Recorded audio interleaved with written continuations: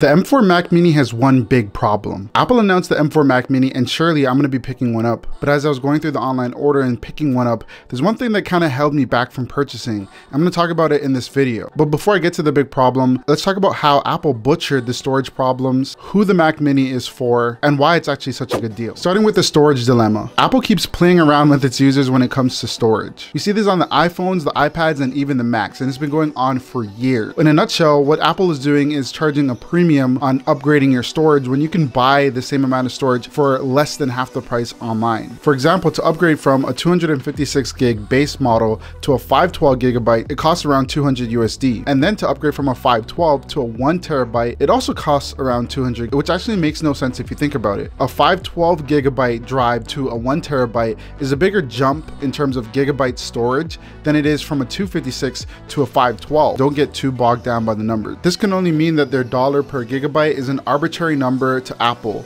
But again, it's not something that is new to us, and it's not new to the Mac Mini. In my opinion, the even bigger problem when it comes to storage is that the more you go up in storage, the more that you get closer in price to Apple's other category. If you are thinking of buying the Mini, you'll be shocked to find out that the base model starts at 256. And for a lot of people, you might immediately be inclined to look at the higher storage options. The Mac Mini will most likely be placed on your desk and stationary, meaning that you can plug in an external SSD solution to get more storage for way cheaper than what Apple charges you. This can save you a lot of money in the end and won't slow your computer down too much. In fact, a lot of the storage options are actually faster than Apple's internal drive. All right, let's talk about who the M4 Mac Mini is for. The M4 Mac Mini is an enticing desktop computer, and that's because Apple refreshed the design for the first time in years.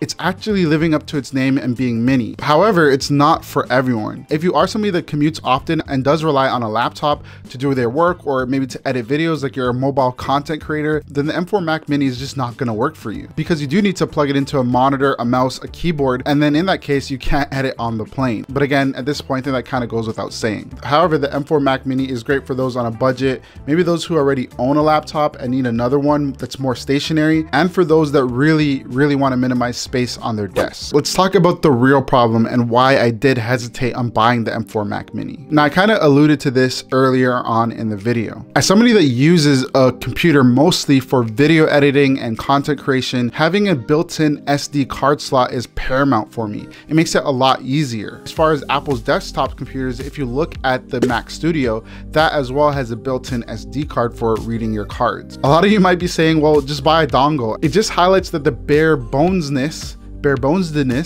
I don't know what the word is, but the fact that it comes with so little that you have to add so much means that the cost of the Mac Mini just goes up and again gets way closer to all of their other devices. I'm gonna have to buy an external SSD and an enclosure. A lot of people might also have to buy a monitor, a keyboard, a mouse. You have to buy a dongle or maybe a docking station, which all costs more money.